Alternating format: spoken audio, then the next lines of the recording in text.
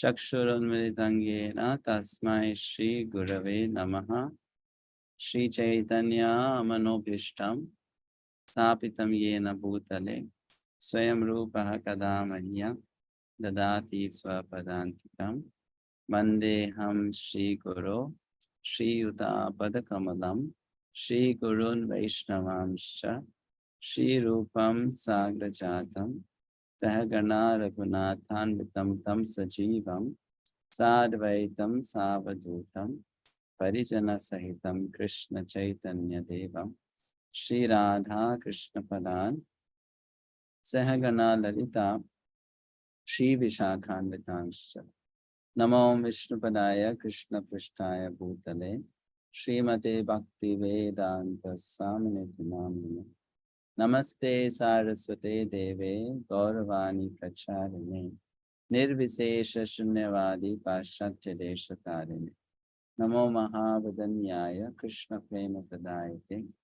Krishnaya Krishna Chaitanya Namine Gaurtashe Namaha He Krishna Karuna Sindhu Dina Bandho Jagatpate Gopesha Gopika Kanta Radha Kanta Namostate Tapta Kanchana Gaurangi Radhe Vrindavaneshwari Vrishabhanu Sute Devi Pranamami Hari Priye Mancha Kalpataro Yasha Kripa Sindhu Devacha Patitanam Bhavanebhyo Vaishnavebhyo Namo Namaha Jai Shri Krishna Chaitanya Prabhu Nityananda Shri Advaita Gadadhara Shivasari Gaur Bhakta Hare Krishna, Krishna Krishna, Hare Hare, Hare Rama, Rama Rama, Hare Hare. We are studying Sri Ishopanishad book, the best of the Upanishads. And yesterday we discussed about mantras 4 and 5, which speak about the inconceivable nature of the Lord. When one understands that inconceivable nature, one understands that Krishna or God is all-pervading, is everywhere. This is not just a philosophical understanding, it's also actually a realization. And because it is a realization, it affects our behavior and dealings with everyone around us and everything around us. When the knowledge is only in the head, the knowledge does not translate into practical actions.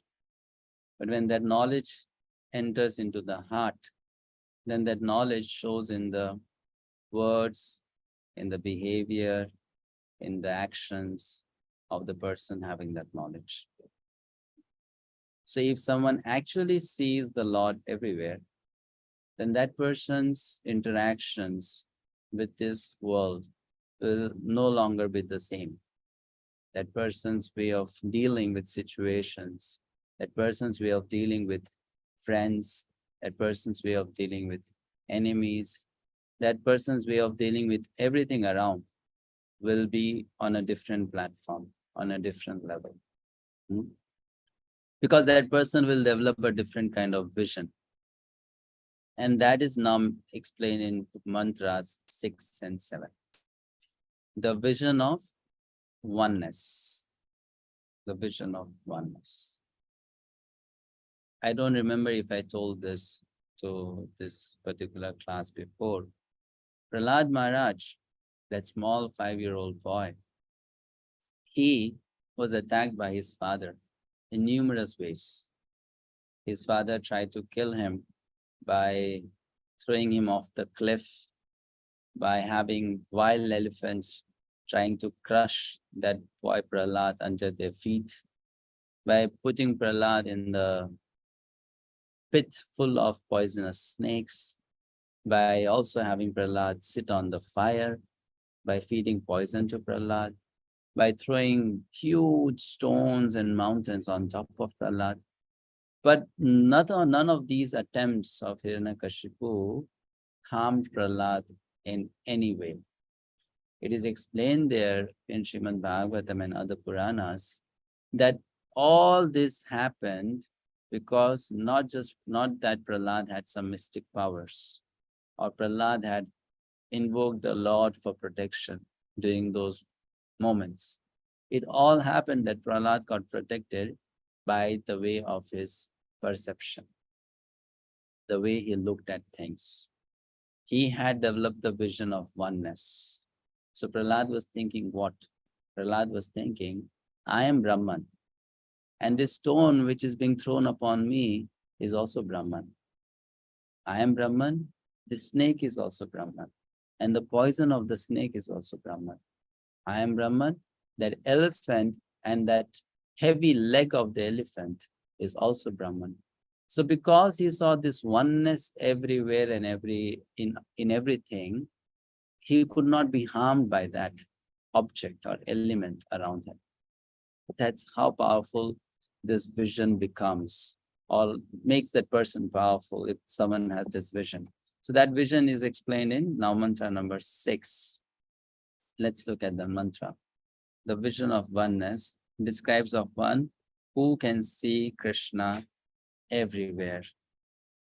Yastu sarvani bhutani atmanyevanupashyati sarva bhuteshu chatmanam tato na vijugupsate. Yastu sarvani bhutani atmani eva anupashyati sarva bhuteshu cha atmanam tato na vijugupsate. Srila Prabhupada gives the translation in this way. He says,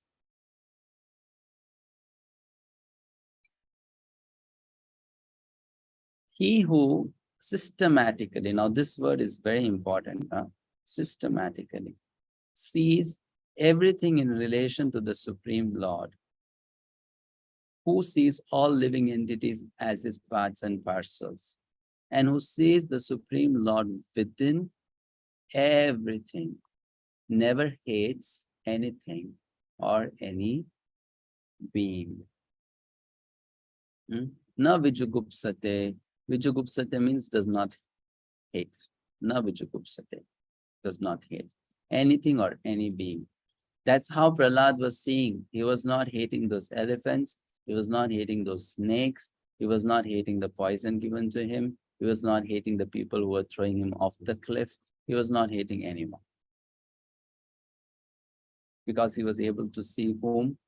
He was able to see Vishnu inside all of that. So these mantras, every single word of these mantras are actually very, very instructive. Very instructive. Let's look at the word here. Sarvani bhutani atmani. Very important to understand. Please, you can make note of it, write down so that you can refer it later. Sarvani bhutani atmani. How does that person see? That person sees all living entities in relation to the Supreme Lord, not in relation to themselves, in relation to the Supreme Lord. Instead of seeing people as my friend and my enemy, let me first see that person as a servant of Krishna. Our problem is that we see the whole world in relation to ourselves. I am the center of that world, and everyone around me, I have to see that person in relation to me. Is that person useful to me, or is that person useless for me? If that person is useful for me, I'll say hello to that person. I'll smile looking at that person. I'll greet that person. I'll do a favor to that person. And if that person is not useful to me, is useless to me, I won't bother if that person exists or doesn't exist. Isn't it? So that's how people in this world behave. So if that person is not useful to me, why do I care for you? I don't need to care for you. But a person who is at this level of vision, or at the understanding of Ishavasya consciousness and the inconceivable nature of the Lord, he will see or she will see everything first in relation to the Supreme Lord, not to myself. Everything in relation to the Supreme Lord. So that's the first thing. Second, Sarva Bhuteshu Chatmanam. And we'll also see that the super soul is present in every living being. We'll also see that the super soul is present in every living being and is helping every living being, is guiding every living being, is giving intelligence to every living being, is supporting every living being. Which means what? That person sees that this super soul who is inside me is also a friend of that person whom I see as my enemy. That super soul is not his or her enemy. That super soul is also his friend. Right? That super soul also desires his or her well-being. And finally, that person sees that in a systematic manner. Now, this is very important to understand. What does systematically mean? Let's break this word into two parts. Anu pashyati. Anu plus pashyati. The word pashyati means to observe. The word anu can have three different meanings. Vedanta Deshika, a Vaishnavacharya from South India, from Sri Sampradaya, he says anu means skillfully. It requires a skill to see things in a particular manner. And if you know this, skills are developed, right? There are three things: knowledge, skills, and values. Skills are developed by practice. You have to do the same thing again and again, so you become skillful at doing it, isn't it? Like, for example, any small thing. If you want to broom the floor, brooming the floor is also a skill. For someone who does not know to broom the floor, he will try to find where is dust, let me clean the dust.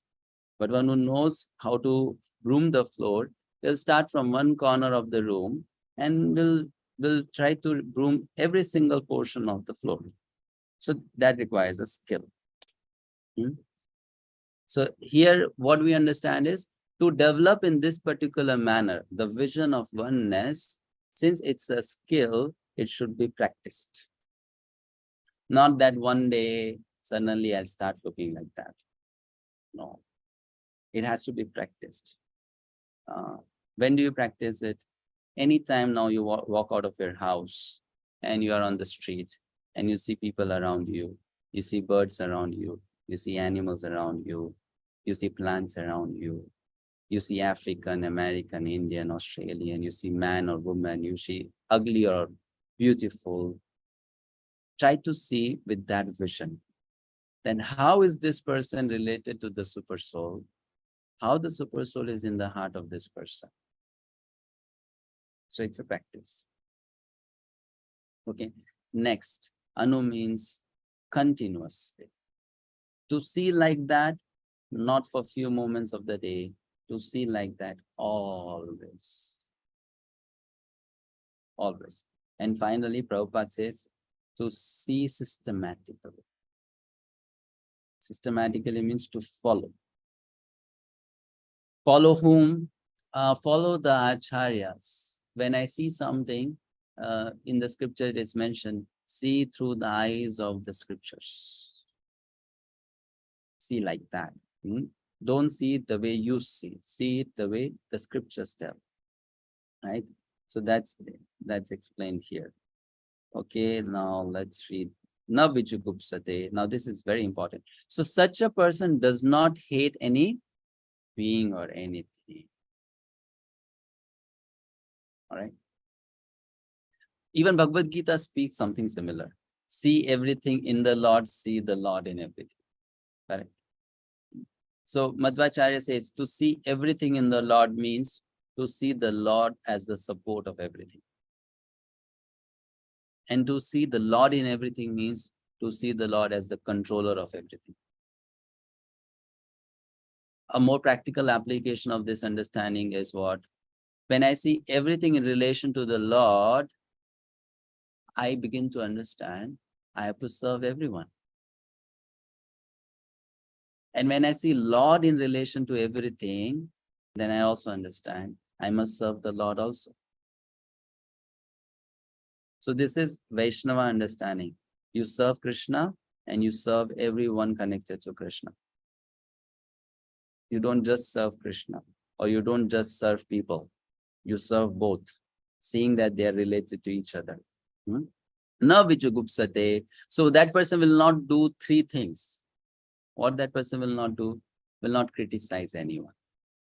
First, such a person will not criticize. Ninda shunya. No ninda of anyone. Doesn't here just mean that ninda of Vaishnavas.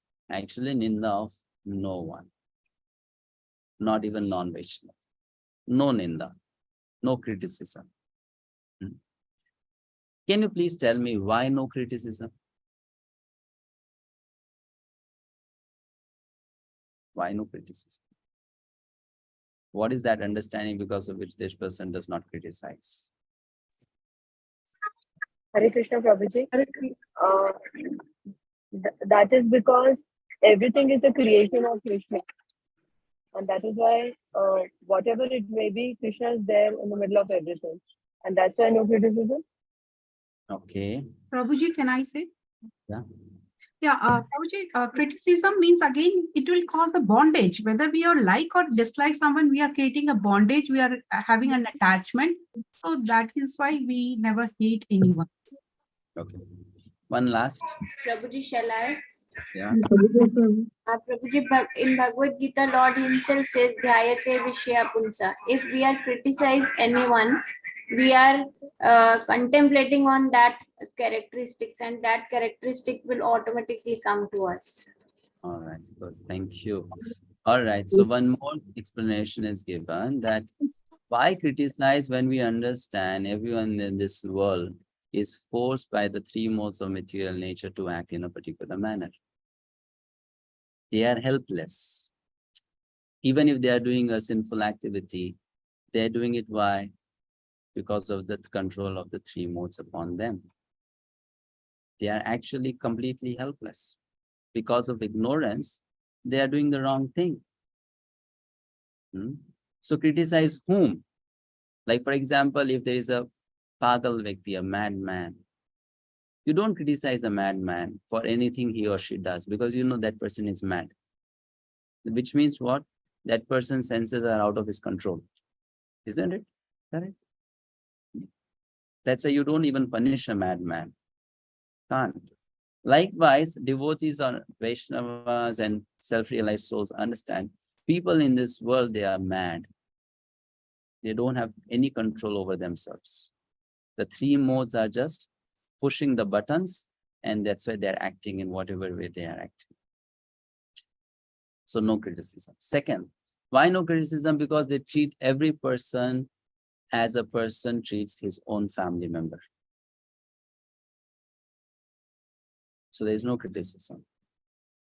And third, they don't dislike anyone, they don't hate anyone. Or they don't even insult anyone. Now, Baladeva Vidyabhushana Prabhu says something very interesting, and we should all know this is so important to understand. Baladeva Vidyabhushana and Bhaktivinoda Thakur, they say, until and unless you don't stop hating anyone or anything, you cannot become a liberated soul. You see how interesting it is. Bhaktivinoda Thakur says, it's not that by loving Krishna, you will become a liberated soul. He says, by not hating anyone, you will become a liberated soul. Because his definition of pure love means what? His definition of pure love is when you stop hating anything and anyone, then your pure love actually comes out. So he is asking people to work on that aspect more. That you stop hating things, you stop hating people by your knowledge of Krishna consciousness. And then the love that will come out from your heart, that will be pure love. then that love can be called pure love for Krishna, pure love for devotees, pure love for everyone. Otherwise, that love is not pure. Why it's not pure? Because if I love Krishna, but at the same time, I don't love a part of Krishna, because that part is also a part of Krishna's body, I don't love Krishna. My love is incomplete, right? It's incomplete. So Bhaktivinoda Thakur therefore says that until unless you become free from hatred, you cannot love Krishna purely. And you cannot get pure love of Krishna. But one who becomes free of hatred, that person easily attains love. Same thing comes in Bhagavad-gita also. You remember that shloka we discussed in chapter 13? One who sees the super soul present everywhere does not degrade himself by his mind. Remember that? Does not degrade himself by his mind, because he does not hate anyone. He sees the super soul connection everywhere. Prabhupada even in the purport says that person does not develop a destructive mentality.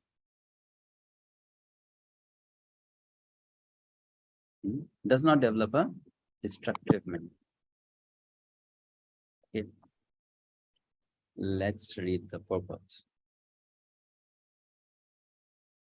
Now in the verse, in the purport, Srila Prabhupada will do something interesting. He will categorize the different types of devotees into 3 categories. And he'll explain their individual perception of vision. How do they see the world? So he starts with Uttamadhikari, then he speaks about Kanishtadhikari, then he speaks about Madhyamadhikari. Now these 3 terminologies are going to come again and again. We'll discuss about these 3 in Nectar of Instruction book. We'll also discuss about these 3 in Nectar of Devotion book. So let's read the paragraphs. First paragraph. Okay, those who read yesterday, I won't give you a chance today. Venkat Bhatt Chaitanya Prabhu, please read the first paragraph. Hare Krishna. His description of the Mahabharata, the great personality who sees everything in relation to the Supreme Personality of Godhead. The Supreme Lord presence is realized in 3 stages. The Kanishtadhikari is in the lower stage of realization. He goes to a place of worship such as a temple, church or mosque according to his religious faith and worship there according to spiritual injunction. Devotees in the stage consider the Lord to be present at the place of worship and nowhere else. They cannot ascertain who is in what position in devotional service, nor can they tell who has realized the Supreme Lord. Such devotees follow the routine formulas and sometimes quarrel among themselves, considering one type of devotion better than another. These Kanishtadhikari are actually materialistic devotees who are simply trying to transcend the material bondage to reach the spiritual plan. Thank you, Krishna. So, first of all, Srila Prabhupada mentions that the description that we are reading in this mantra is a vision of who? The Mahabhagavata. Mahabhagavata means devotees of highest caliber. Those who see everything in relation to the Supreme Personality of Godhead. They are Mahabhagavata devotees, right? And actually their perception is something which to us may sometimes sound very illogical, the way they behave. They are very, very, you can say they are so much mad in their Krishna consciousness that they don't see anyone as theirs and they don't see anyone as not theirs. To give an example of Tukaram Maharaj. Maharaj Tukaram, once he was appointed by one zamindar to look after his fields, agricultural fields. So Tukaram sat there in the field. His only business was to sue away the crows who will come and, destroy the crops. So whole day Tukaram Maharaj sat there and he did some bhajan, chanting, singing. So at the end of the day, he was rewarded with some sugar can, the sugar can sticks. So he took that sugar can on his shoulder and he's walking back to the house. So he was bringing that sugar cane to his family members, his kids, his mother, his wife. But on the way, the village children, they said, "Oh, Tuka, you have so many sugar cane, please give us some." And he did not think, no, I have taken it for my family, I have taken it for my children. He started giving it away. You also take, you also take, you also take, you also take. At the end, when he reached home, he had only one stick left, one sugar cane stick left. And then the wife comes out, and the wife is imagining that my husband is going to come back home. He'll bring a lot of food for us. They were very poor. They did not have sufficient food to eat. So she was thinking he'll bring a lot of food for us.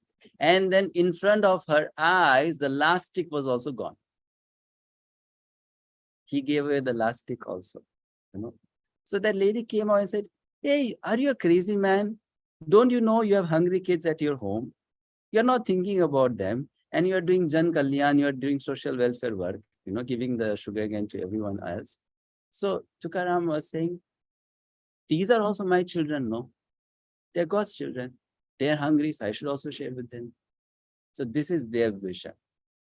So ordinary people cannot understand how they think, how they behave. And that's why ordinary people, they cannot spend a lot of time with Uttamadhikari Vaishnavas. They'll go crazy. Because the way these people behave is different. You cannot spend much time with them. You cannot spend much time with them.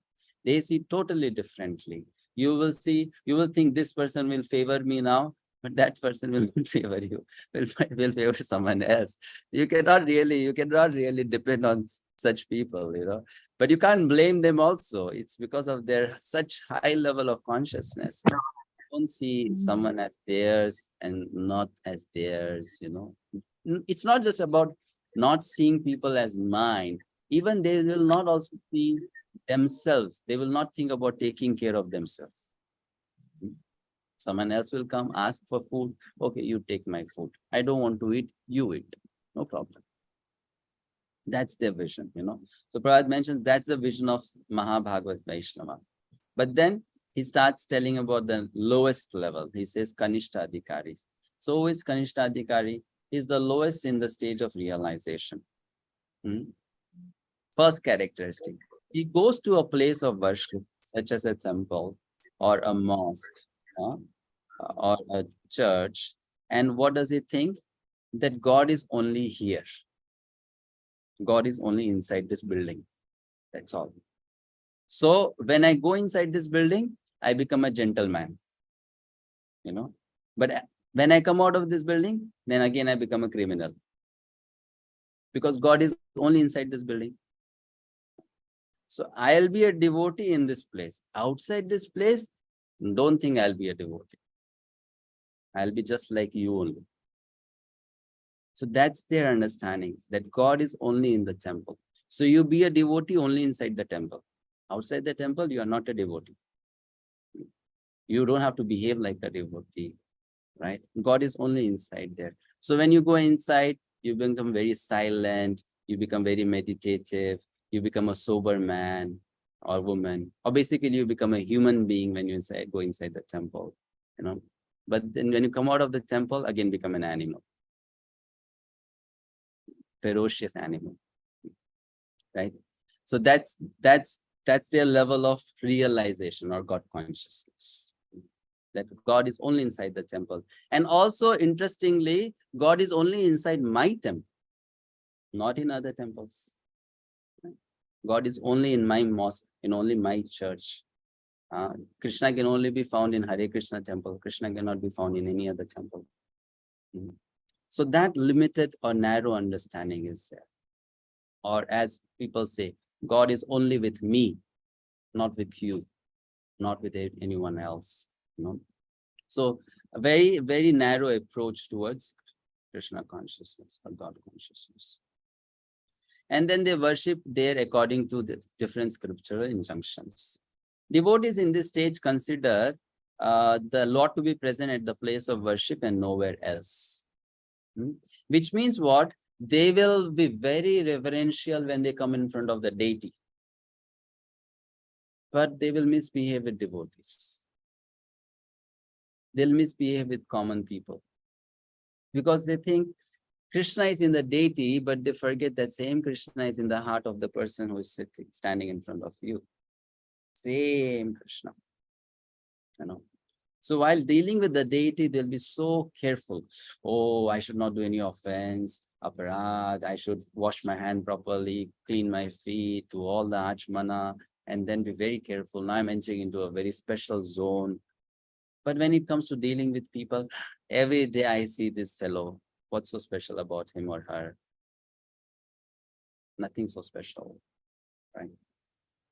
So that's how they deal. And because of that, what happens? Offenses, aparad, immediately. Next problem with them is what? They cannot ascertain who is in what position in devotional service. For them, a new devotee, sometimes they'll make that person a pure devotee. You're such a nice devotee. You are a pure devotee. There's no devotee like you. You are a sadhu. So they'll make a new person so big. No. But if they happen to see a pure devotee and no one tells them this is a pure devotee of Krishna, they will think, this? Oh, he doesn't sing well. He doesn't speak well. He doesn't look nice. You know, he doesn't know how to wear proper clothes. Look at his tilak. The tilak is not in the right shape. You know, how can he be a pure devotee of Krishna? Cannot be. So their vision is very external. And now what happens is, due to this dangerous mentality, they will commit aparadh towards great Vaishnavas, because they will only see the external thing, external situation.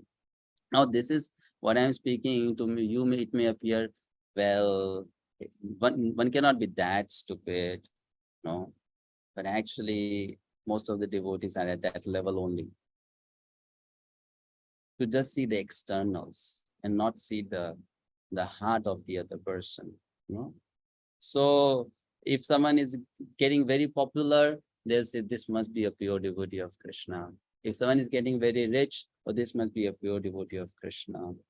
If someone is getting very successful, this must be a pure devotee of Krishna. But they forget that this is not what pure devotional service really means or really gives. You know, so their understanding is not shastrik. We discussed this in Bhagavad-gita, right? They have laukik shraddha. They don't have shastrik shraddha. Shastrik shraddha. Their faith is based on the social conventions. Their faith is not based on the scripture. Right? That's why Srila Prabhupada told us, study my books. Because if you don't study his books, you know what? We will always remain a Kanishta Adhikari. Our knowledge will not develop. And the way we will see people around us will be on Kanishta level. And you know something very interesting? Prabhupada also told, if you remain a Kanishta, you are useless for me and also useless for yourself. Means you'll not do any good for me and you'll not do any good for yourself. So then he said, that's why come to the second level. Become a Madhyam Adhikari Vaishnava. Come to that level. You know? So that's what his instruction is. So we're trying to understand here. And then next what? Such devotees follow the routine formulas and sometimes quarrel among themselves, considering one type of devotion is better than another, right?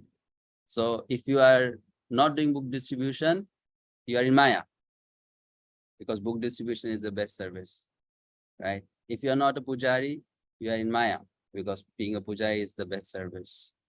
If you are not collecting funds or bringing funds to the temple, you are in Maya, because those who bring funds, they are the most special devotees. So they think that the seva they do is the best seva, and all other seva, not important, not necessary. What I do, that's the best. So you can understand that vision is very small and narrow. How can an institute run just because of doing one activity? In an institute, you need people to do all different kinds of activities. And all those activities are important. Someone cleaning the floor, that person is also doing a very important seva. Someone cooking for the Lord, that person is also doing very important seva. Someone going out and bringing Lakshmi for the service of the deity, that person is also doing a very important seva. Someone is just sitting and chanting, that person is also doing a very important seva. Someone is reading the books, studying the books, that person is also doing a very important seva. But those people, what they think is that what service I do is the best service. And everyone should do the same service. Right? So that is again Kanishta mentality. Considering one type of devotion is better than another, So they will also go and quarrel with Vaishnavas of other sampradayas. And they say, no, you should also become a member of our sampradaya. You should also take initiation from my Guru Maharaj. You should also start chanting the same mantra which I chant. Because my devotional service is the highest, the best. Because I am the best. So like that they think or they imagine. These Kanishta Adhikaris are actually materialistic devotees who are simply trying to transcend the material boundary to reach the spiritual plane. But we need not worry. Everyone starts from kindergarten and nursery only, right? So yes, we start from that level. But then we rise above, or we try to rise above that level. Everyone will start from there only. We'll start learning A, B, C, D, the basics. But then we need to move ahead, go ahead, move further. All right. Now the next level, Madhyam Adhikari. Now this is where we should try to come to. So what are the characteristics of Madhyam Adhikari Vaishnava? It's mentioned in this paragraph. Anisha Mataji. Hare Krishna Dalvatana. Those who have attained the second stage of realization are called Madhyam Adhikaris. These devotees observe the distinctions between four categories of being. Number 1, the Supreme Lord. Number 2, the devotees of the Lord. Number 3, the innocent who have no knowledge of the Lord. And 4th, the atheists who have no faith in the Lord and hate those in devotional service. The Madhyam Adhikari behaves differently toward these four classes of person. He adores the Lord, considering him the object of love. He makes friends with those who are in devotional service. He tries to awaken the dormant love of God in the hearts of the innocent, and he avoids the atheists who deride the very name of the Lord. Thank you. So 4 things he does. What are those 4 things? Loves Krishna, makes friendship with Krishna's devotees. Then 3rd is very compassionate towards those who would like to know about Krishna, innocent souls. And 4th, keeps distance from atheistic people. Stays far away from them. Have nothing to do with you, right? Or those who are against devotional service. Stays miles and miles away from them. So that person discriminates and differentiates. Madhyam Adhikari Vaishnava is very, very much knowledgeable, knows who is who, how to treat that person.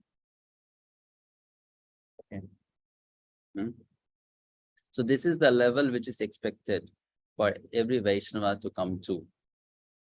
Become a Madhyam Adhikari Vaishnava. Srila said that when you become a Madhyam Adhikari Vaishnava, I can engage you very nicely in Krishna Seva. So should that not be the goal of a life of a devotee? That when will I become qualified so that Srila Prabhupada, the Acharyas, my spiritual masters, they will engage me in Krishna Seva. They will consider me fit to do some particular Seva to Krishna. Right? That's then the perfection of life. Done. You have made it. The day you are starting being used by the pure devotee in Krishna Seva, you made it. Isn't it? So this is where one should try to come. Four characteristics. Next, now Uttamadhikari, Vaishnava, the highest level. We should also know one more thing, that within Kanishta also there can be Kanishta Kanishta, Kanishta Madhyama, Kanishta Uttama. Within Madhyama also there can be Madhyam Kanishta, Madhyam Madhyam, Madhyam Uttama. Which means within these categories also there are divisions. Right? And then there is Uttama Kanishta, Uttama Madhyama, Uttama Uttama. Within Uttamadhikaris also there are divisions. So when we say pure devotee is a very big term. In the pure devotee category also, there are very advanced pure devotees. They are way high at the top. And then there can be beginner level pure devotees. Correct? So here now Uttamadhikari's qualities are being described. Pankaj Maurya Prabhu. Hare Krishna Prabhu. Above the Madhyama Adhikari is the Uttama Adhikari, who sees everything in relation to the Supreme Lord. Such a devotee does not discriminate between an atheist and a theist, but sees everyone as part and parcel of God, who knows that there is no essential difference between a vastly learned Brahmana and a dog in the street, because both of them are part and parcel of the Lord, although they are encaged in different bodies on account of the different qualities of their activities in their previous lives. He sees that the Brahmana particle of the Supreme Lord has not misused his little independence given him by the Lord, and that dog particle has misused his independence and is therefore being punished by the law of nature by being encaged in the form of a dog, not considering the respective actions of the Brahmana and the dog. The Uttama Adhikari tries to do good to both. Such a learned devotee is not misled by material bodies, but is attracted by the spiritual spark within them. Hare Krishna. So that person will not see the difference. We study this in Bhagavad-gita. Vidyabhushana Sampanne Brahmani Gavihastini Shuni Chaiva Shapakecha Panditaha Sama Darshinaha. Right? Sees the soul, not the body. And how will that person see the body? Okay, because of certain activities in the past, this particular soul has got this particular kind of body. But then this is a soul. Just the costume is different. The dress is different. Actually, it's pure soul. Because of sinful activities, is in a particular costume. So they see in this particular manner. So for them, there is no non-devotee and devotee. They will see everyone as devotee of Krishna. So such Vaishnavas, Uttamadhikari Vaishnavas, because of their level of vision like that, they don't preach the message of Krishna consciousness. Because why they will preach? Everyone they see as devotee. So whom they will preach? They will not preach. But a Madhyamadhikari Vaishnava preaches, because a Madhyamadhikari Vaishnava sees this is a devotee, this is not a devotee. I should preach to him, I should not preach to him. Like that. So Uttamadhikari Vaishnava, they don't preach. But sometimes when they are given this mission of preaching, if they are at Uttamadhikari level, they will come down at Madhyamadhikari level. And then they'll start preaching. So Srila Prabhupada is someone like that, who came from the level of Uttamadhikari to Madhyamadhikari to start preaching Krishna consciousness. Fine. That's why you see, when you study the life of Srila Prabhupada, you'll find that it is very different from the other great Vaishnavacharyas. When you study the life of other Vaishnavas, such as Mirabai, Surdas, Narsingha Mehta, Tulsidas, and all that who have come in the past, you will see that they are very humble, very gentle, very meek, they are very saintly. That's how people define a saint in India. That if someone slaps you on one cheek, then you show the other cheek. Like that's how they have been. But then when a person takes to the mood of a preacher, an acharya who is preaching, then they are not like that. No. So then how are they? So if you beat them, they'll beat you with 2 sticks. Why? Because they want to correct you or rectify you. So their mood will be different. Let's say Prabhupada was very strong, very heavy. He would criticize openly. He will use the words fools and rascals. So people were questioning, how can you be a sadhu and you speak like that? You know, a sadhu should be very mild, very gentle, but they are forgetting that this sadhu has taken the mission of rectifying people, correcting people, preaching to people. So he is taking to this very strong mood, you know, the acharya mood, right? That's why they are like that. They're like a lion, to speak like a lion, you know. But then during the last days of Prabhupada, Srila Prabhupada gave up that mood and he came back to his Uttamadhikari Vaishnava mood. You know. So then during his last days, he would beg forgiveness from everyone who came to meet him. Please forgive me. I spoke very strongly during the earlier days while preaching. I criticized you. Please forgive me. Please forgive me. So he took to that mood again. All right. Next paragraph. Now, Prabhupada mentioned something very interesting here. Very, very interesting. Okay, before we discuss that, let me ask you a question. If I see a person who has such a high level of vision, who is an Uttamadhikari, and I become envious of that person, and then I start thinking, let me also become like that person. Because that person is so special. Everyone loves that person. That person is so attractive. So I also want to become like that person. I want to love everyone. I want to do good for everyone. One may get those emotions inside the heart. I have given this example before, right? When you watch a movie and you see a hero or heroine, you also want to become like them. You know, he's dancing so well, she's singing so well. So I should also become like that. You know, so you become inspired by seeing someone heroic in nature. Likewise, when you see a pure devotees are really heroic in their nature, in their behavior. So when you see them, you want to become like them. But you don't really have that credited with you. You don't have that tapasya and sadhana with you. So what happens? People then start imitating, copying. You know, they start copying. So then they will also speak like this. I love everyone. I care for everyone. Everyone is my son and everyone is my daughter. I am everyone's mother. I am everyone's father. You know. So they'll speak like that. You will see so many sadhus, they speak like that. They develop a sense of being the protector, the caregiver, the provider. You know, that I'll solve all your problems. Don't worry. This person is there. What's his name? Ravi Shankar, Shri Ravi Shankar. No, so in one of his videos, he told all his students, when you come to meet me, you should put all your problems on my head. And you should go away without any problems. You should know that I can solve all your problems. So you come here, drop your problems and go away. Whenever you have a problem, come here, drop on me and go away. Right? So they speak in such attractive ways and people ask, oh, he's so kind, so merciful. I can just make him a dustbin and put all my problems on him. You know, so people, then this is so compassionate and merciful person. But then they don't understand this is only imitation. You cannot be actually an Uttamadhikari just by saying like that I love everyone. Cannot be like that.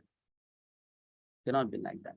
To be an Uttamadhikari of that level, you need to have that kind of love for Krishna, that purity. And it's possible, you know. So Prabhupada mentions what such people try to do then in the next paragraph. He says, Vishakha Mataji.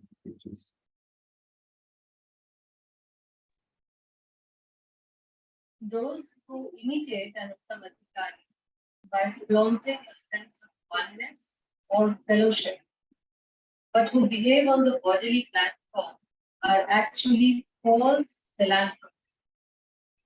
The conception of universal brotherhood must be learned from an Uttamadhikari and not from a foolish person who does not properly understand the individual soul or the supreme Lord's super soul extraction dwells everywhere. So this is very important. We have to learn and follow in the footsteps and not imitate, not copy. Copying is very dangerous. And it may happen to us actually imperceptibly. We may start copying other devotees when we see those devotees are better than us. Because when we see that they are better than us, we also see that they are more liked by people, they are more appreciated by people, people like to be with them, So then we may also subtly develop that desire. I also want to be like that. I also want that appreciation, that love, that respect. I also want people to see me with in that way, so that those desires may come. So there's nothing wrong to desire to become like them, but then there's a process we need to follow and then become like them, not imitate or copy them. That copying is very dangerous. Very, very dangerous. Now, this may happen with anyone, and it actually happens. That when we are with people who are special, then when we don't understand that they have become special, not because they did some magic. They have become special because they have paid the price to be there. So if I also want to become special like them, I also need to pay that price. Then I can come to that platform. If I don't pay that price, I only imitate, then externally I'll show to everyone I'm special, but internally I'll be miserable. Externally I'll show I'm such a nice devotee, but internally I'll be suffering. Right? Externally I'll smile at everyone. Oh, my life is good. Krishna consciousness is so nice. I'm very happy as a devotee. But internally I'll struggle with my own weaknesses and anarthas. So one has to not imitate. This is very easily possible that we start imitating. You must have seen kids, small kids. They immediately start copying the other person. Immediately. And because they are not so, duplicitous in nature, while they copy, they don't even hide that we are copying. But as you go in your age, you copy also, and then you hide also that you're copying. Because duplicity comes in, right? So from this mantra, we understand we have to be careful. So Bhakti Swami Maharaj, he mentioned in one of his books, and I really like that point he mentioned. It was so interesting. He said that so many people these days, they read self-help books of famous people, successful people, but they don't understand this key point. Just by reading about successful people and famous people, you cannot become like them. Why? Because they have come to that level by the hard work they have done. So if you are ready to do that hard work, you will also be there someday. But if you just read about them or you know about them and you think, now I feel very inspired, it's not going to take you anywhere. That inspiration will fade away in 2 days. So that's why he said that those self-help books can only charge you up for a few moments, for a few hours, few days. That's an external charging up. But if you really want to charge yourself up with spiritual energy, then study the books which are written by Vaishnava acharyas, which will bring a transformation in your consciousness. And when that consciousness is transformed, you will actually become a special person. Otherwise, you will only imagine. Now, why motivational speakers, they become so famous? Because when they say, you are the best person in the world, you start imagining that, yes, I'm the best person in the world. And it makes you feel good. It makes you feel special. Oh, yes, I am the best person in the world. So it's kind of a sense gratification, which a person enjoys. But then again, when you see yourself into the mirror, then you understand, no, I'm not the best person in the world. It doesn't look like that, So then you come back to the reality again. So Bhakti Swami Maharaj says, that's why work on your consciousness, purify your consciousness, do the hard work, and then you will certainly become the best person if you become a pure devotee of Krishna. Right? change yourself inside out. He says that's very important. And another very practical tip he gives is that if we really want to become a sadhu, a saint, a genuine Vaishnava, then increase your power of tolerance. That's very important.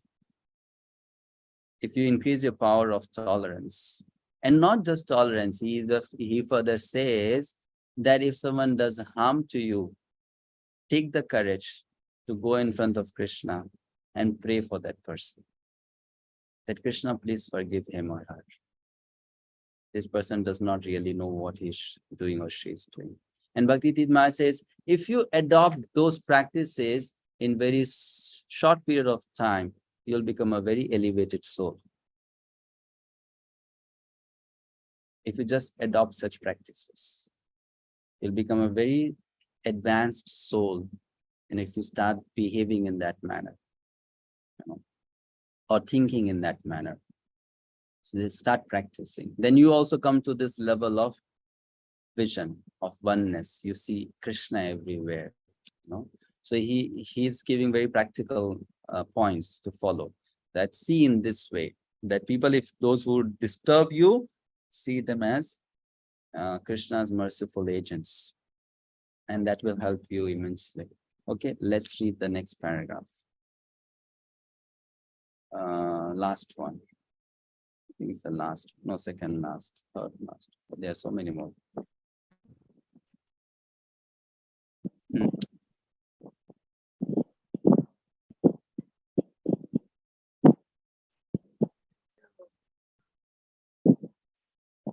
Vishwanath Prabhu. Hare Krishna. It is clearly mentioned in the sixth mantra that one should observe or systematically see. This means that one must follow the previous acharyas, the perfected teachers. Anupashyati is the exact Sanskrit word used in this connection. Anu means to follow and pashyati means to observe. Thus, the word anupashyati means that one should not see things as he does with the naked eye, but should follow the previous acharyas. Due to material defects, the naked eye cannot see anything properly. One cannot see properly unless one has heard from a superior source. And the highest source is the Vedic wisdom, which is spoken by the Lord himself. Vedic truths are coming in disciplic succession from the Lord to Brahma, from Brahma to Narada, from Narada to Vyasa, and from Vyasa to his many disciples. Formerly, there was no need to record the messages of the Vedas, because people in earlier ages were more intelligent and had sharper memories. They could follow the instructions simply by hearing once from the mouth of a bona fide spiritual master. Thank you. Yes. So Anupashyati here means systematically, and Srila Prabhupada gives the explanation to what systematically means. That the knowledge is coming down in a bona fide parampara, it's given in the Vedic scriptures, and you try to see the world through that knowledge. Next paragraph. Rupanshi Mataji.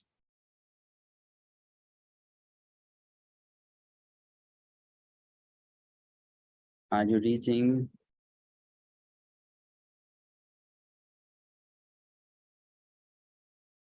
No. Swati Mataji. Then the Swati. Hare Krishna Prabhu.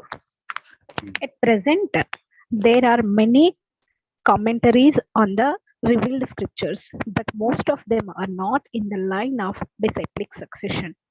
Coming from Srila Vyasadeva, who originally compiled the Vedic wisdom, the final, most perfect and sublime work by Srila Vyasadeva is Srimad Bhagavatam, which is the natural commentary on the Vedanta Sutra.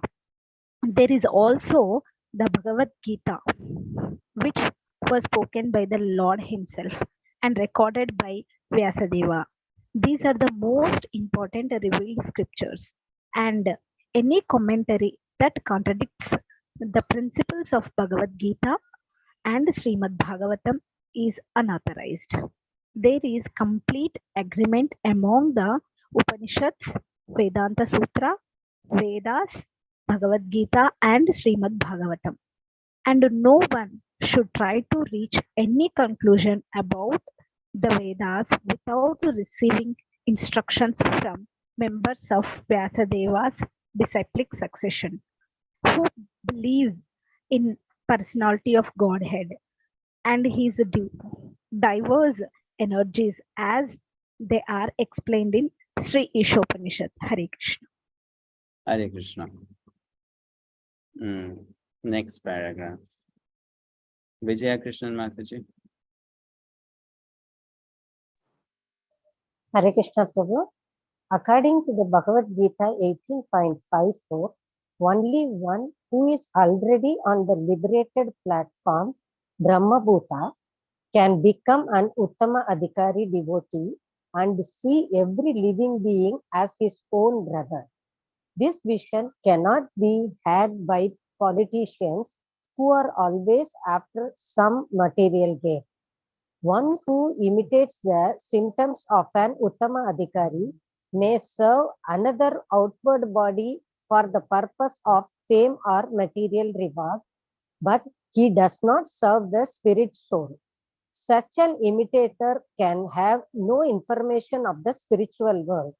The Uttama Adhikari sees the spirit soul within the material body and serves him as spirit. Thus, the material aspect is automatically served. Hare Krishna. Yes. So last point regarding Kanishta Vaishnavas, we can understand the Kanishta Vaishnavas further in this way. There are these four terms: materialistic person, Mayavadi, Sahajiya, and Bhakta, devotee. So materialistic person is who has attachment to matter, but no attachment to Krishna. Mayavadi is who has no attachment to matter, no attachment to Krishna. Which means neither in material plane nor in spiritual plane. Materialistic person completely in material plane. Now, who is Sahajiya? This is a very interesting category of people who are attached to both matter and Krishna. That's Kanishta level.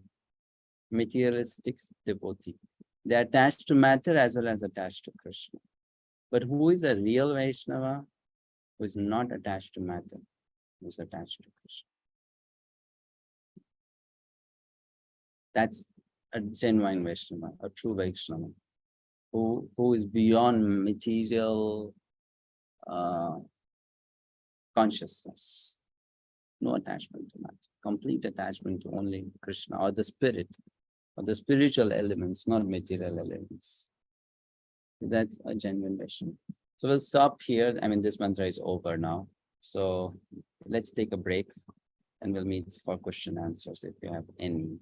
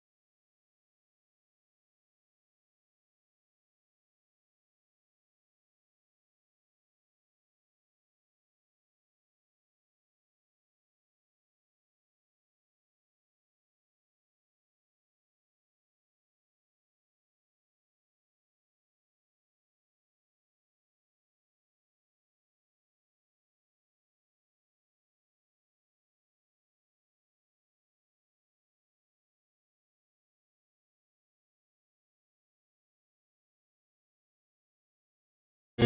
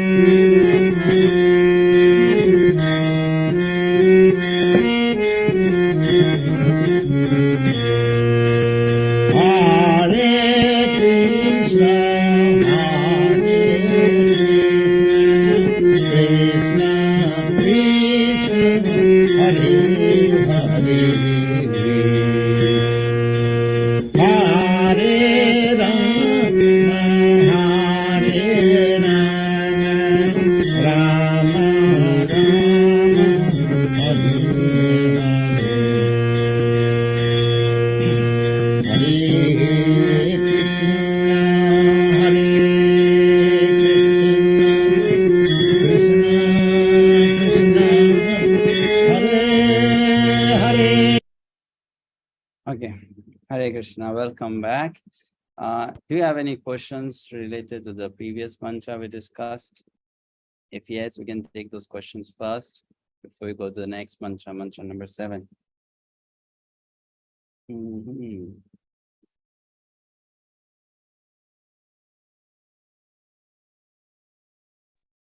Hare Krishna. Hare Krishna. Prabhuji, just one thought. We while at Kanishta Adhikari level, right? When we try to practice or follow, is it okay to directly aim for a thought process like trying to see everybody on a similar level like a Uttamadhikari, or will it be like sitting directly for a 10th standard exam even though you have not passed the first and second standard? You mean to say jump? Not exactly, Prabhu, but practicing to see everything in relation to God like an Uttamadhikari sees, right? But also doing our sadhana and following the Vedas and other practices that we need to do for purification. Yes. So when we see, or when we try to see like an Uttamadhikari, we are not flaunting it. We are not trying to imitate. We are just genuinely trying to practice that kind of vision. So it's okay, because if I practice like that, it's not that I directly jump to Uttama. I'll first go through the stage of Madhyama only. But then because that's the highest goal, so I'll go through Madhyama and then ultimately come to that level of realization one day. Thinking like that is not wrong and it's not harmful. It's just that one should not start imagining that I'm already there. That's the problem. If one starts thinking I'm already there, that's very dangerous. Like it happens because we have people around us who might be there. So when we see those people, we may start thinking, I can also become like them immediately in a day or two. So that's wrong. Or we may also start thinking, I will never become like them. That's also wrong. You have to learn to become like them. but gradually, in a course of time, by the practice. So the good thing is that, or the important thing is that, we try to understand the process to become like that. What's the process? Now, that is why there is a need to study the scriptures, no? Otherwise, most of the things we learn from devotees just by copying them. Okay, you are chanting, I'll also chant. You're leading the arati, I should also lead arati. You become a pujari, I'll also become a pujari. You're doing book distribution, I'll also do book distribution. So we just see and we do, but we don't really try to penetrate into why I should individually do it, how I should individually do it, what should be my consciousness, what should be the goal of doing it. No. So that has to be cultivated. That's okay, then there's no problem. All right, Prabhu, thank you. Anything else? Any other question? Hare Krishna, Prabhu. Yes, Prabhu. Prabhuji, thank you for giving me chance. Prabhuji, this vision of oneness, what you are explaining, I have two incidents like he heard from Prabhupada lectures, and like Prabhupada, one time he was in a bathroom and the snake came, and then he was ordered to kill him, kill the snake. And then plus he also in some lectures he explained that Bhaktivinoda Maharaj also ordered to kill snake, and then he was said that you have to kill it. And sadhu also feels happy when it is killed.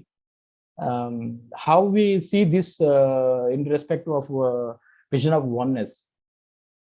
And the second question is, you see, you gave an explanation of Bhakti Tukaram, where he is not caring for his own children and then doing service for others and thinking that all children are the same, and it's a Mahabharata. But at the time in the Bhagavad-gita, God himself says that, Krishna says that he gives special protection for his devotees. So that is where I am a little bit, please explain, Prabhuji. Thank you very much. Yes, he gives special protection to his devotees. So it doesn't mean that your child will be your devotee.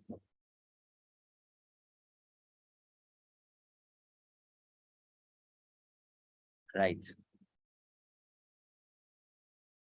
A devotee will always give special attention to devotees. But it doesn't mean that your child will be a devotee.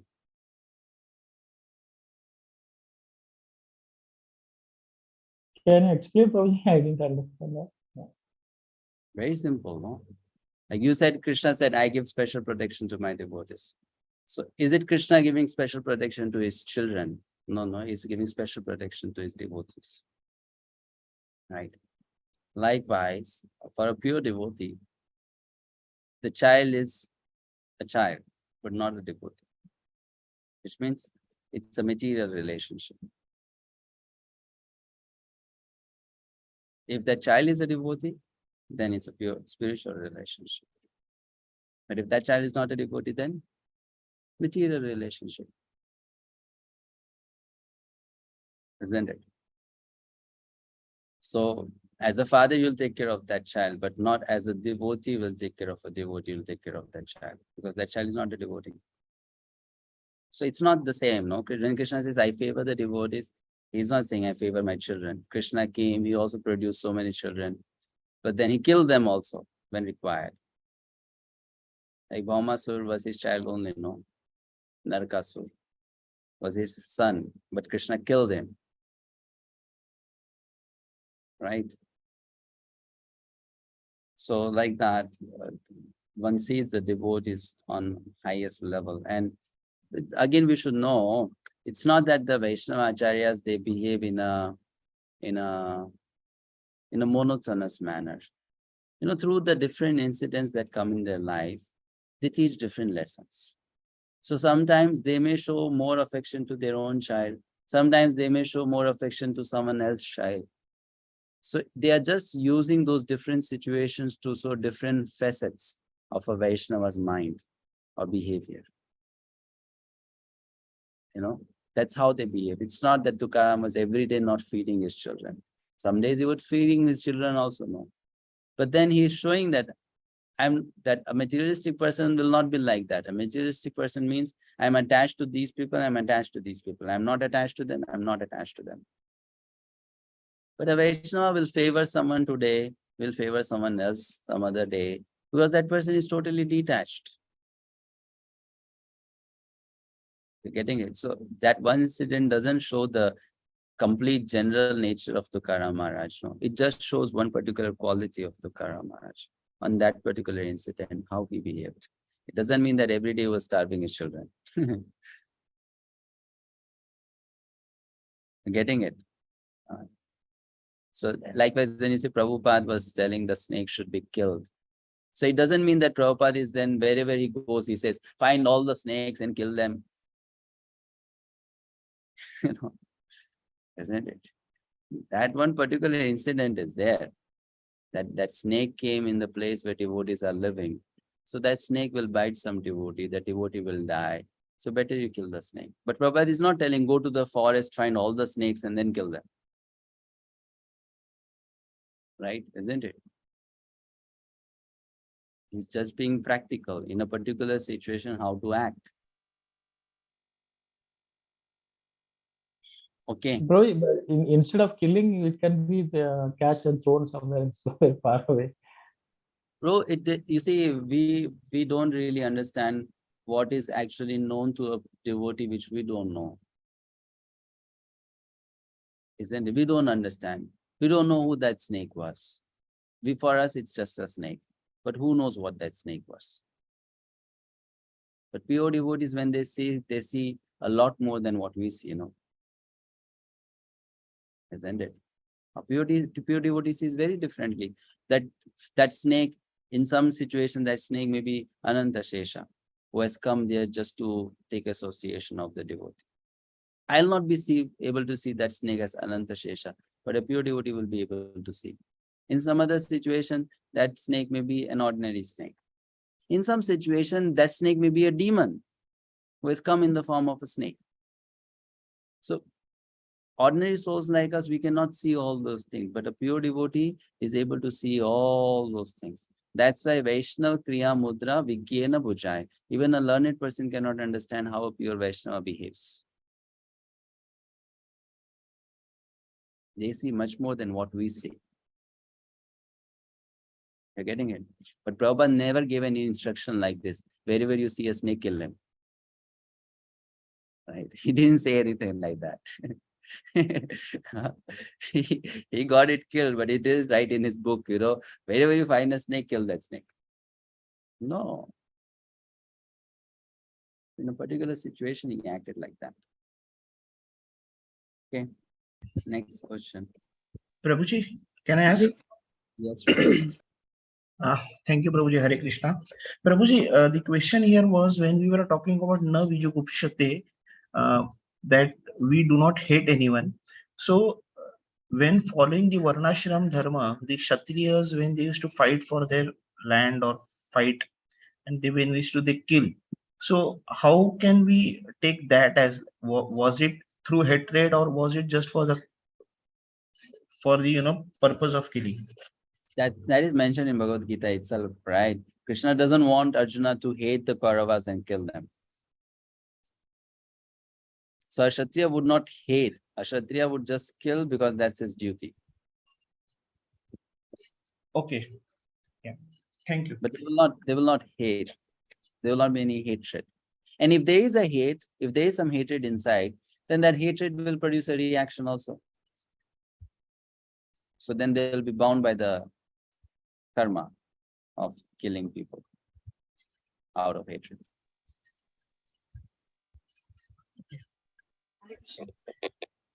Okay.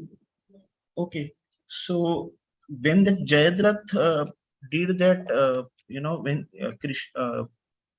Jayadrath tried to, take Draupadi with him, and then when Arjuna, stopped him and halted him and removed his hair, part of his hair. So at that point of time, how do we consider that? Was it a kind of activity just for punishing him, or was it through anger, or how can we consider that? Okay, now, if I am in such a situation, then I act in a particular manner. So I can then at that time know my consciousness. Okay, I acted out of hate, I acted out of anger, I acted out of duty. That I will understand, right? But if someone is acting in a particular situation in a particular manner, you will only see the external behavior, you will not see the mind of that person, correct? Yeah. Isn't it? Huh? So now, how would Arjuna act? For that, you have to know what is the basic nature of Arjuna. What is the basic of nature of Arjuna? He's a pure devotee. Not a condition, so he's a pure devotee. Right. So externally also, if he's acting in a way which looks like anger, it's not anger. Externally also, if it looks like he hates, it's not hatred. Externally also, if it looks like envy, we should know it's not envy.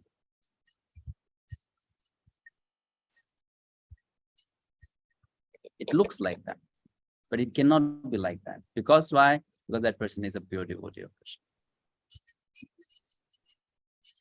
That is why you see it's explained in the scriptures so many times. You can easily misunderstand a pure devotee of Krishna. You can easily misunderstand. Because what looks on the surface level, that is not what is inside. On the surface level, that person may be acting very critically, very roughly, maybe very harsh, maybe very angry, but inside you don't know what's going on. Right, isn't it?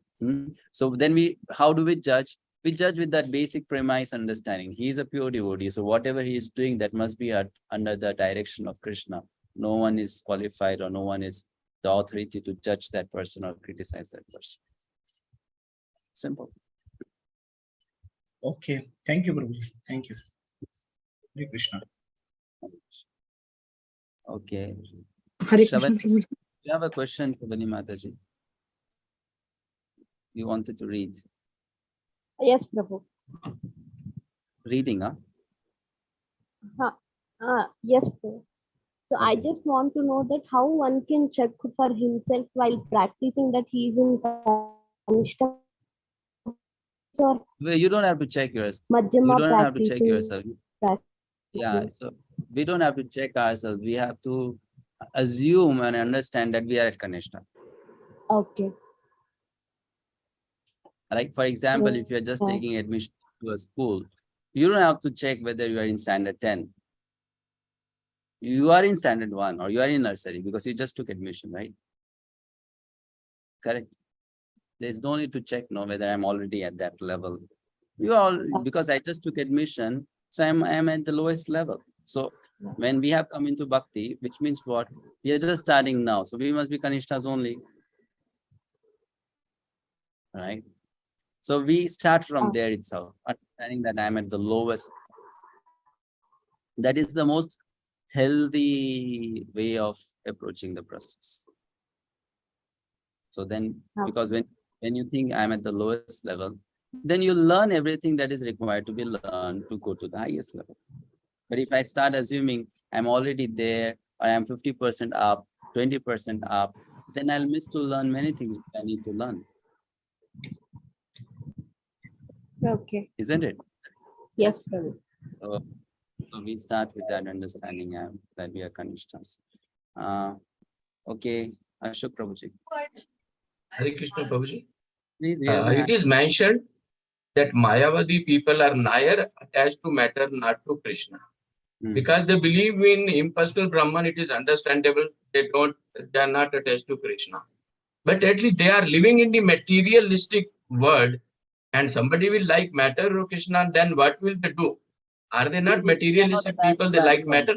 They are not attached to matter also. So Mayavadis here means those who are Mayavadi transcendentalists, which means they have taken sannyas from material life. They have no material dealings, no relationships, no personal property, nothing. All Mayavadis, they have not taken sannyas. Only a few take sannyas, no? Yeah, so we are talking about those who are actually Mayavadis, no? Those who have not taken sannyas, they are not Mayavadis also. Okay, we take in that way. So they will be attached to matter. They are bogus Mayavadis. Okay, still remain Mayavadis, not attached to matter. Fine. Understood. Okay. Thank you. Usha Mataji. Hare Krishna, Prabhuji. Dandavat Pranam. Prabhuji, I need to understand the difference between actually when we start or when we come into bhakti is that we generally follow or copy. Then how do we realize that we are coming into oneness? I think it's very difficult because we being new or maybe even say 1.5, 2 years, I don't know when we'll reach in oneness and what is oneness and what is the difference between oneness and imitation, Prabhuji. Thank you, Prabhuji. So if you don't understand the difference, do Bhakti-sastri again. Because now if you don't understand, that means you'll understand next time. We understand, but the hairline difference, like Prabhuji, the hairline difference. That's what I said. For hairline difference, do Bhakti-sastri again. Okay, Prabhuji. Thank you. Thank you. Hare Krishna. I mean, it's very simple, right? If I don't understand something, which means what? That I'm not at that level now. So which means with the passage of time, I'll come to that level. Isn't it? Like you open a book and you read the page and you don't understand anything, but that book is correct. And what is written on the page is also correct. So the indication is what?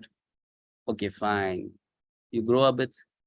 After some time, come back to the same book, read the same page, you'll understand. Isn't it? Correct. So Yes. there are many things in scriptures we'll not understand now. No problem. We wait. Sometime in future, again, we open the book, we read the subject matter, we will understand. Thank you, Prabhuji. Dandavat Pranam.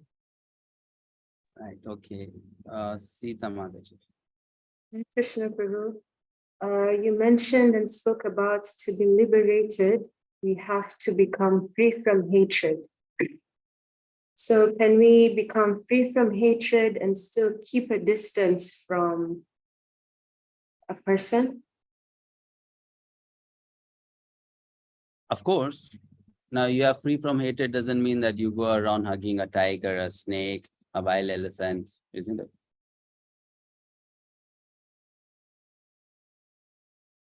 Correct. So you need to keep distance from people.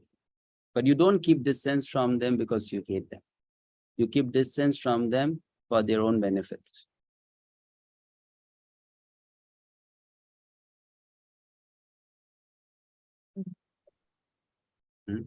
Like how does a pure devotee keeps distance from offenders?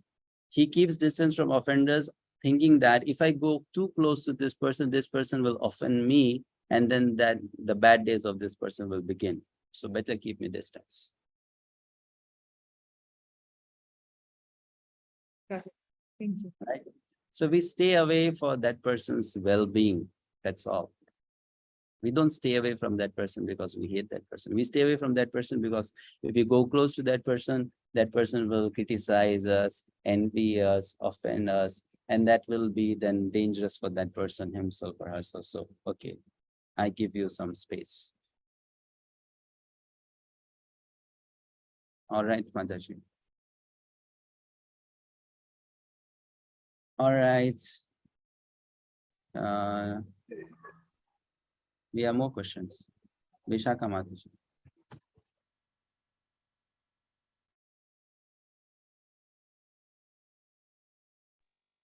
Hare Krishna,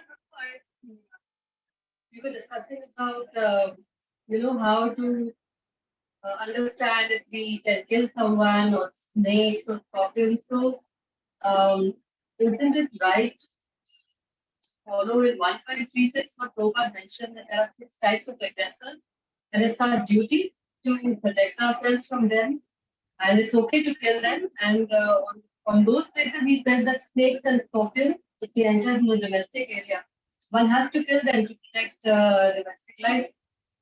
And the 6 types of aggressors, he said that one who kidnaps your wife needs to kill them, one who grabs your land has to be killed, one who tries to get poison has to be killed, one who plunders riches has to be killed. So these 6 types of aggressors I mean, won't this fit the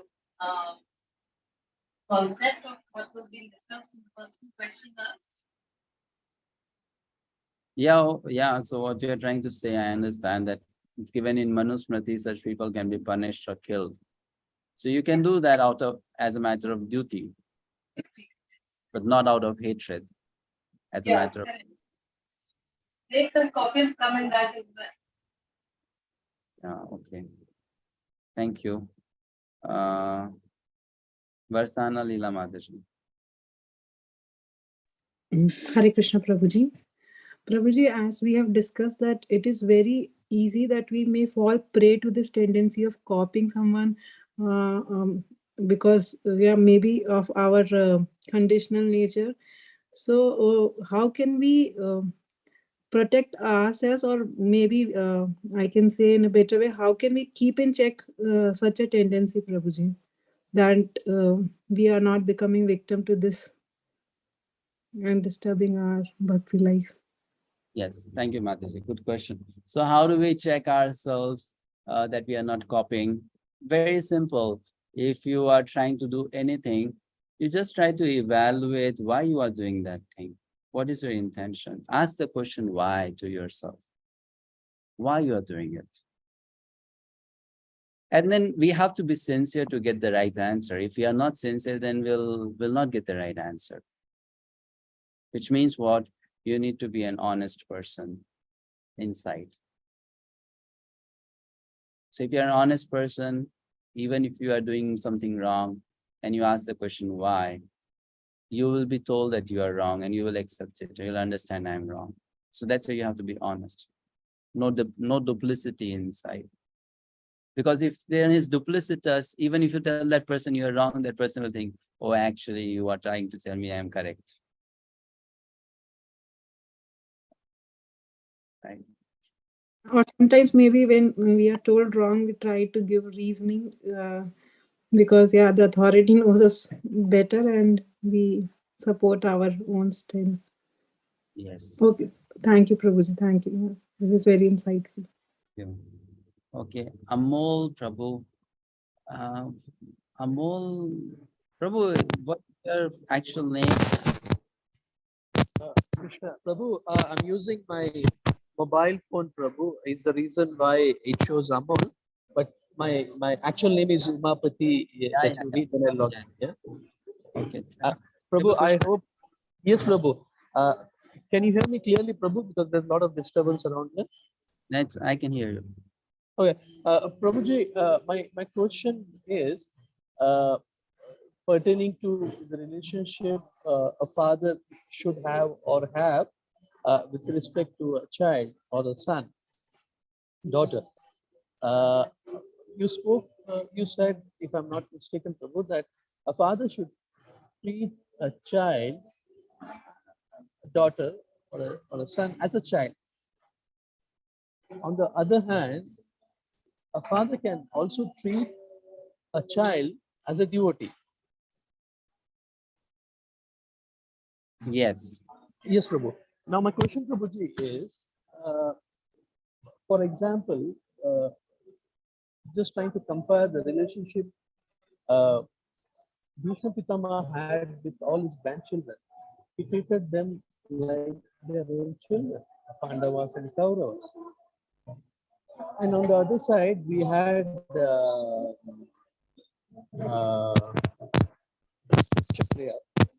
Voice is cracking, and there's some noise now around. Can you type your question, Prabhu, if possible, in the chat box? I'll do that, Prabhu. Hare Krishna, I'll do that. Yeah. Okay. Danila Mataji, do you have a question? If you can Yes, chat. Prabhu.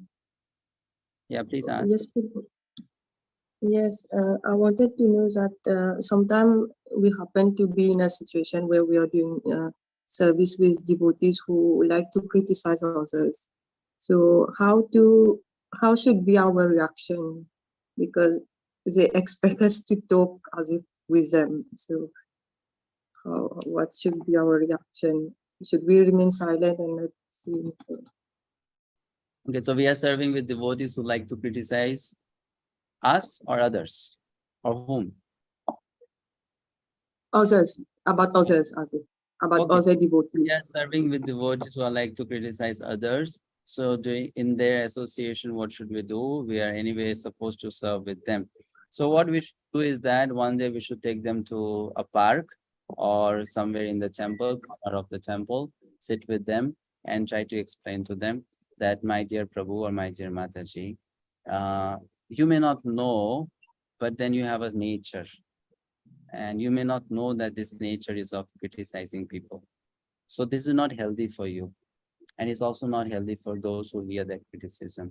So I request you, falling at your feet, that please be more mindful of what you speak. In a very nice way, like a sister or mother, you go and explain to that person that, please, when we are together, don't speak like that. It's not good. So you don't attack that person's ego, you just explain to that person. If that person is sincere, that person will understand, yes, I have a fault in me and I should be more careful about it next time. That will help. Yes, Prabhu, thank you very much. All right. Hare Krishna. Vrinda Rani Mata. Hare Krishna. I have a question connected to the question that one Prabhu asked previously about Arjuna. You said that we should always know that he's pure devotee and everything he does is pure.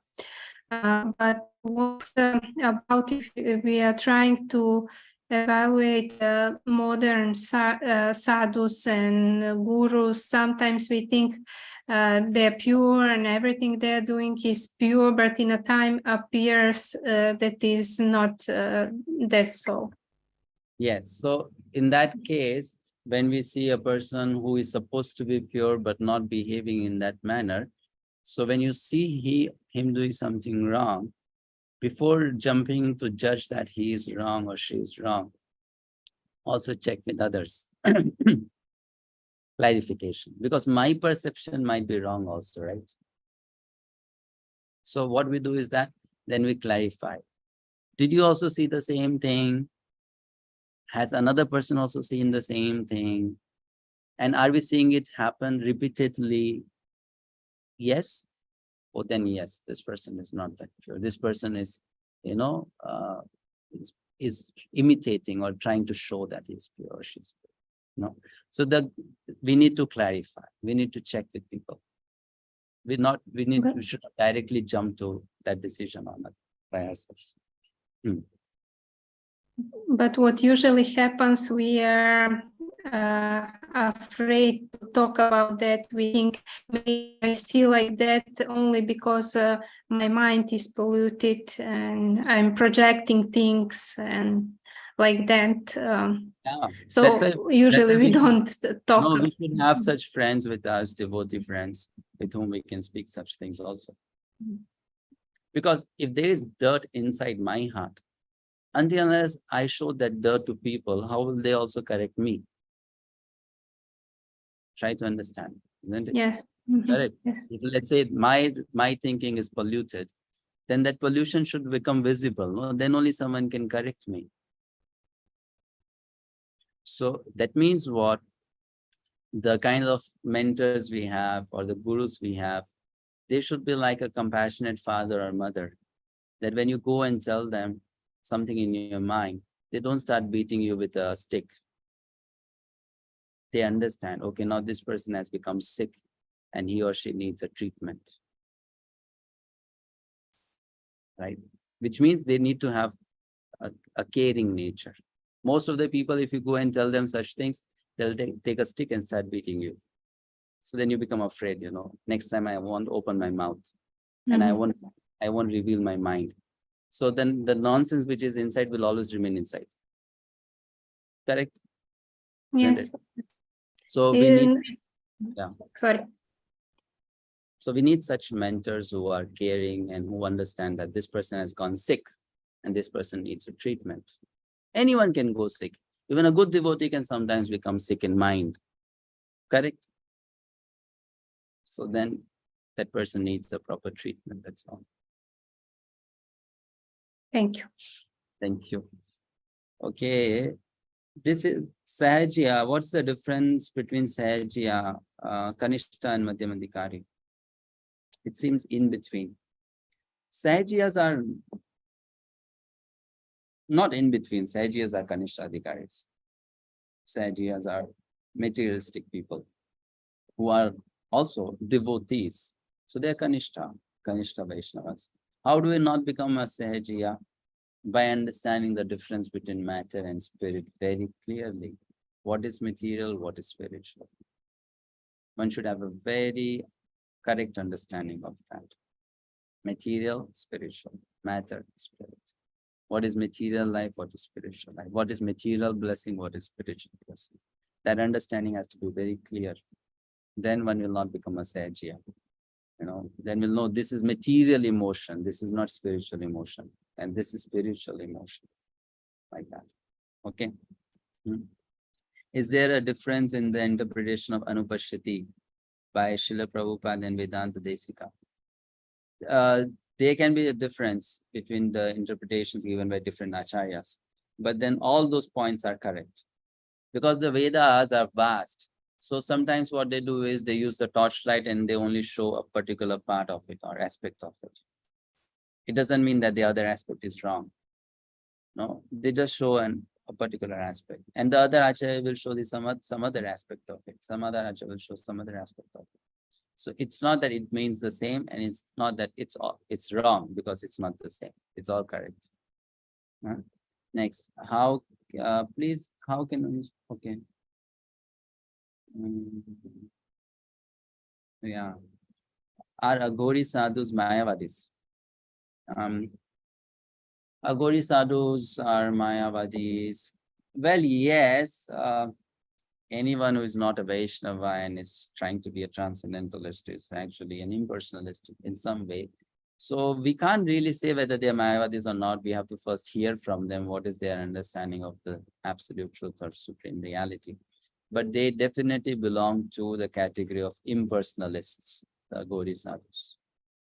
They're impersonalists. And mostly they are worshippers of Lord Shiva. So worshippers of Lord Shiva are impersonalists only. Generally. Only people in Brahma Bhuta can be Attam Adhikari. Yes, very true. Only someone who's a liberated soul can be Uttam Adhikari Vaishnava. Brahma Bhuta means 5 kinds of mukti, right? Yes. What's the difference between Mayavadi and Sayuchya? Mayavadi does not get any liberation. Mayavadi goes to hell. An impersonalist who is Brahmavadi gets liberation.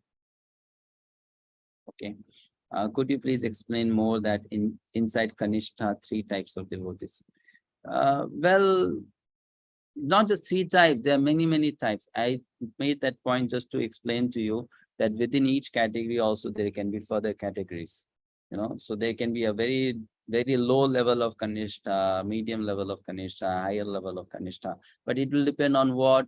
It will depend on the faith of that person. It will depend on the knowledge of the scriptures of that person. It will depend on the purity of the practice of that person. The lower the faith, that means the lower you are on the level of devotional service. The lower the knowledge of scripture means the lower you are on the platform of devotional service.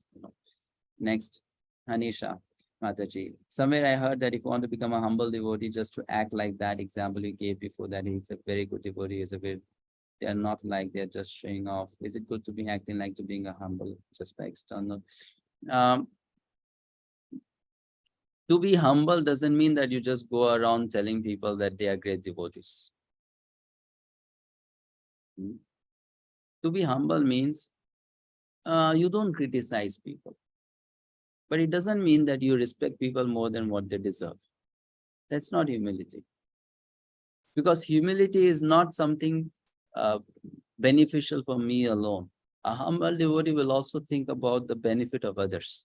Now, when I give you respect more than what you deserve, I might be benefiting myself by thinking like that, but I'm not benefiting you by thinking like that. Because if I give you respect more than what you deserve, it's going to make you a proud person, right? Isn't it? So a humble devotee is who A humble devotee is someone who will act in a way that is for that person's benefit. Now, for that person's benefit, if you have to slap that person, you are still a humble devotee.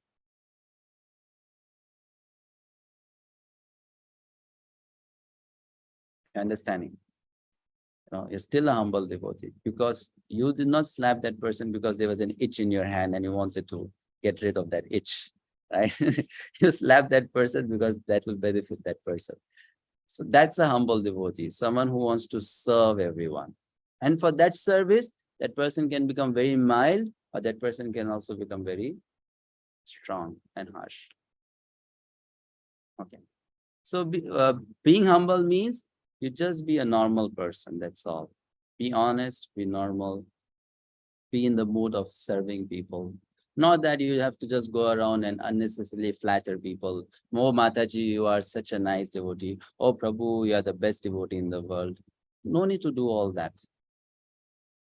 There's no need to do that. Be genuine. Be genuine. If you see doing something good, appreciate that person. If you do something wrong, then take that person to one corner and explain, this is wrong, this is not good for you. So that's humility. Okay, Mataji.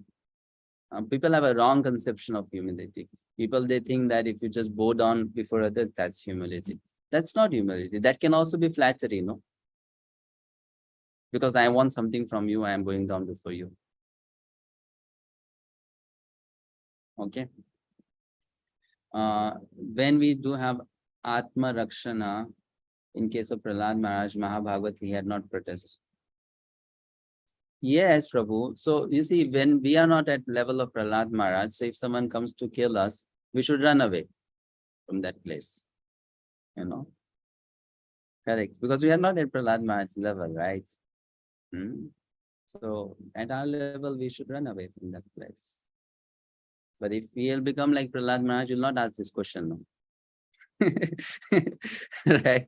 That question will not come in the mind, isn't it? So till the point that question is coming, understand that we are not at that level. So we should act at our level. All right. Can you please explain the difference between Mayavadi and Brahmavadi? We did discuss this before. Mayavadi is someone who reduces the position of Krishna and begins to think that Krishna is under Maya. That person is called Mayavadi. Krishna is under Maya. Brahmavadi is an innocent person who just thinks that God is impersonal, or God has one of the forms or aspects which is impersonal, and I like that impersonal aspect more. That's all.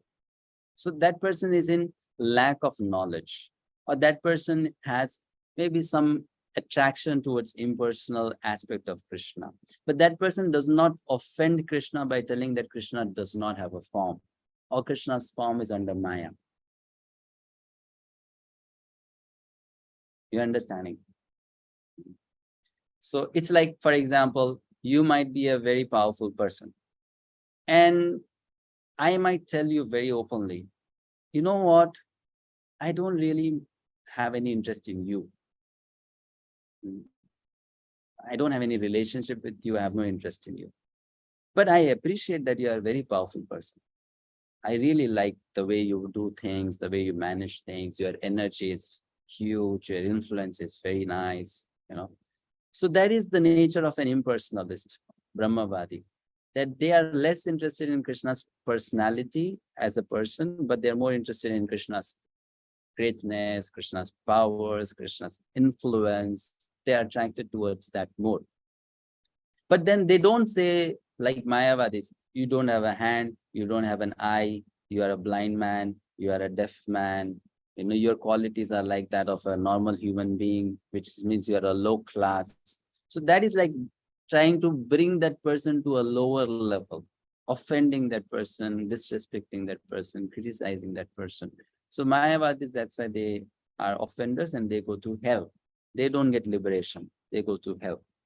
Impersonalists who are Brahmavadis, they get the first type of liberation known as merging into Brahman, Sayujya Mukti. Okay.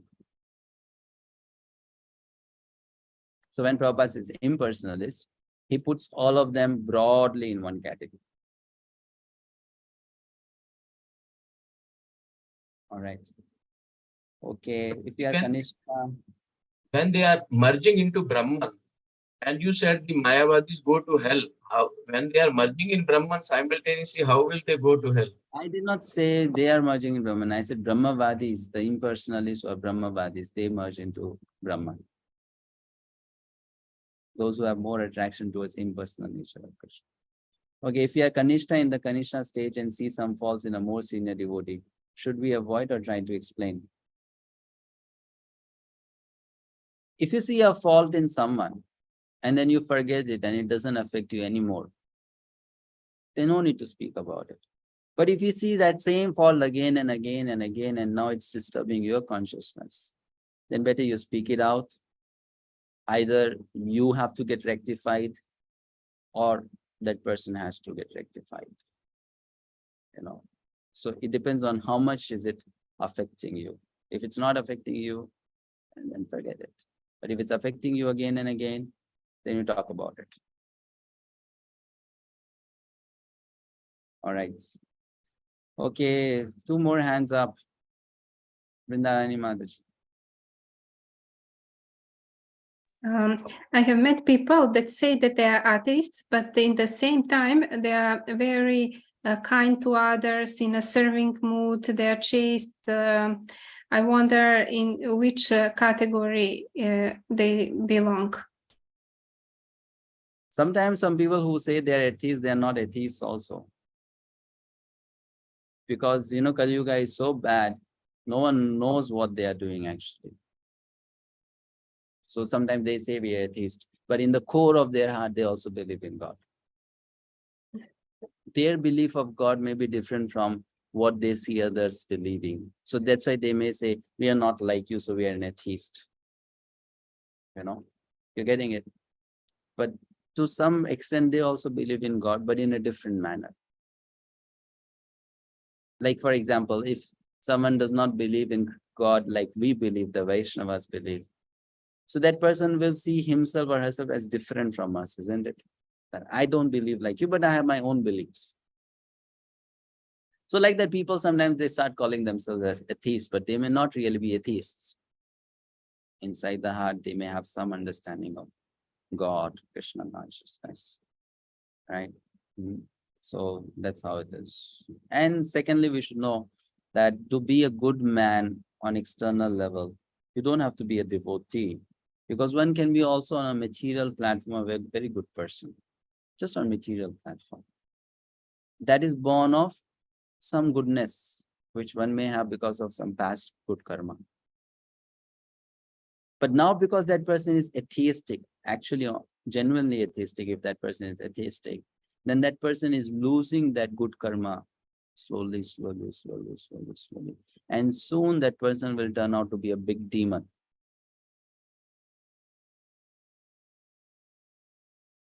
So over a period of time. Okay. Thank you. I wasn't thinking about the people who are externally behaving nice, but I was thinking about the people that really respect others and are very pious, and sometimes although they say they're atheists, sorry. Someone who is pious, you should know that person believes in God, just that that person is not aware. That person doesn't call himself a theist, because sometimes, people have a very wrong understanding of what is theism. They look at the bad side of religion, and then they start thinking, I don't want to be religious anymore because I don't like this aspect of religion. So then they start calling themselves as a theist. Like, to give you an example, if I meet a Muslim fellow who is a hardcore himself, claiming himself to be a theist and a believer of God, but I see them mercilessly killing people around. So then what I will think, or what I will try to see myself as, I don't want to be like you. If you are a theist, better me be an atheist. You're understanding? Yes. So sometimes because people are exposed to wrong kind of religion, they better keep themselves away from religion, and they call themselves atheistic. but they are not atheistic. In their heart, they are actually theistic. Thank you. All right. Thank you. All right. See you on Saturday next week. We will do the next mantra on Saturday, mantra 7. Hare Krishna, Srila Prabhupada ki jai. Srila Prabhupada ki jai. Thank you. Thank you. Hare Krishna. Thank you, Prabhuji. Hare Krishna. Thank you. Thank you, Prabhuji. Hare Krishna.